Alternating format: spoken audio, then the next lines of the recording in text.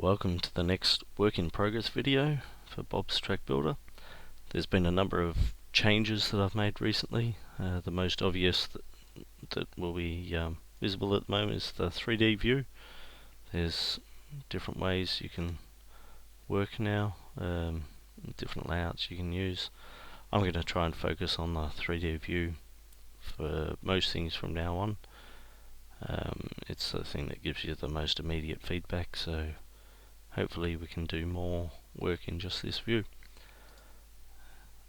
The walls have changed significantly since last time, in that I began to use freehand walls and allowing changes to the shape and textures along the walls. There's a few more changes to that now, and that there's a few different ways of adding walls. And the first of those is just a simple line, clicking from one to the other. It's the most basic of them all. And you can turn one wall into another. I haven't actually got the code for that yet, but that's going to be simple enough to do. So don't fear that because you've chosen one style that you can't switch between them. For now I'll just delete that and move on to the next one. The draw wall allows you to quickly create walls, but they're highly detailed in that they've got a lot of nodes. You can tune that down a bit by selecting different values for this, again you can edit those. You can add more nodes to a wall by holding Control down and adding them. Nothing too complicated or surprising there. The spline walls are very similar to your spline tracks in that they're not showing at the moment, but there are control points that are being moved about there. So your wall bends as your tracks do. You can actually see those control points here and here, but I can't actually grab them at the moment. No code to do that.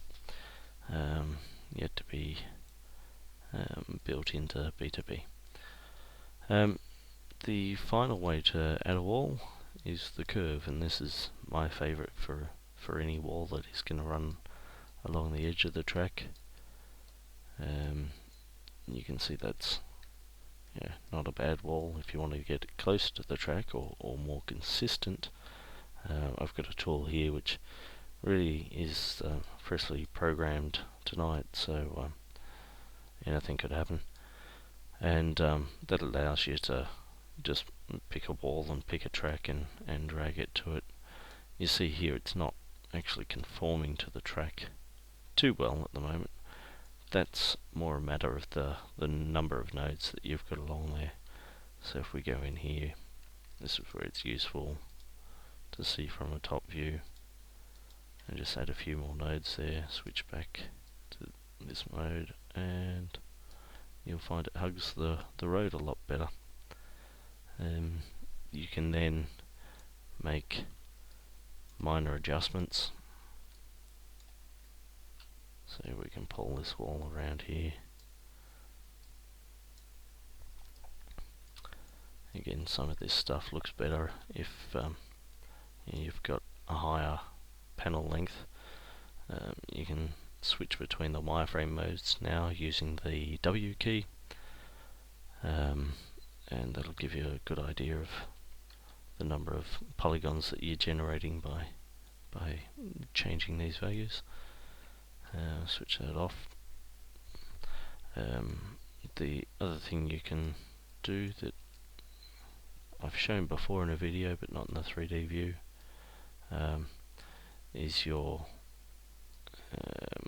materials that you can change, and the shape of the wall that can change along the length of the track.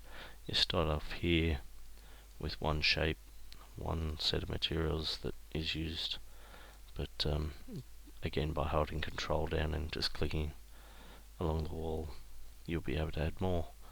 So we can set the shape there and set the shape here, raise these ones up, and you've got that immediate impact there.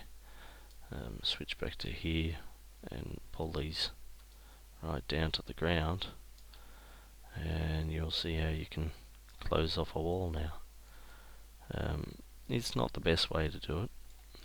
I still am intending to have code that properly closes the face of these walls, but it's not a bad temporary solution. With the materials, you can also change the materials here.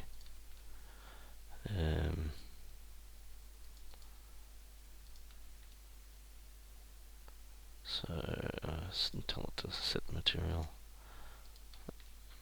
and so you can have all sorts of logos, if you like, going along your wall, and you don't have to create multiple walls to do it. It all just flows.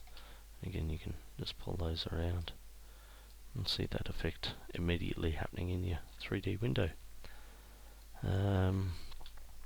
The other thing that I've added, well, I've done a bit more work on the objects. I've refined the interface a little bit. We've still got the single planter, which allows you to plant a single tree and cycles between whatever is selected. So if you just want the one tree, you can just click the one tree.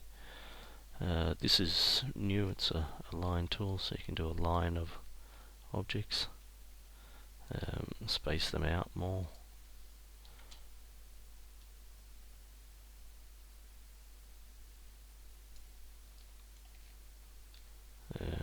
Or something a bit more reasonable. Again, it cycles between the objects, so if you get a few different objects, then it will cycle between them and put one of each in there. You've still got the draw tool. It's a little bit more refined in that it's got a minimum separation that you do now. You can close that up. It'll be a tighter bunch of objects. And the lasso draw, which allows you to just circle an area and fill it, has a minimum separation. That's a little bit more obvious. I'll just select the one tree. It's a little bit more obvious in this demonstration. Each of the trees is built with a minimum distance that it needs to be away from itself. So if I try and plant in this area, it's not going to do any more trees. If I were to turn this off and plant, you see we get that very dense, very overlapping look. This sparse look, I think, is more realistic, especially for big trees. You never tend to see two big trees growing right next to each other, so it'd be useful for doing large plantations. And of course, I've been working on a few other little objects, so if I wanted to, I'll have to turn that off. If you wanted to see the grass in action, you can there.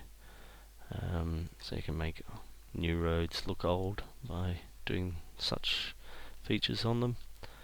And there's one building that I've created just as an example. Haven't even textured it beyond the roof wall and end, but you can see how it's going to be fairly easy to add objects. And yeah, again, it all moves with the terrain. Unfortunately, I haven't coded the terrain yet to use the 3D view as well as the walls are, but that's on my list of things to do. So you can see things moving there. And again, your wall also, if you want to switch to the 4D 4 view mode, and then move this up and down, all the walls and objects are moving with them. So it's hopefully going to make things a lot faster. Again, the canvas, the widths, and eventually the road itself will all be done in the 3D view. The release isn't going to be due for another couple of months at least, I think. At the rate I'm going, I tend to expand on features as I go through them, so you know, it's hard to estimate what sort of time it's going to take me, but I think you'll agree the end result's worth it. Thanks for watching the video.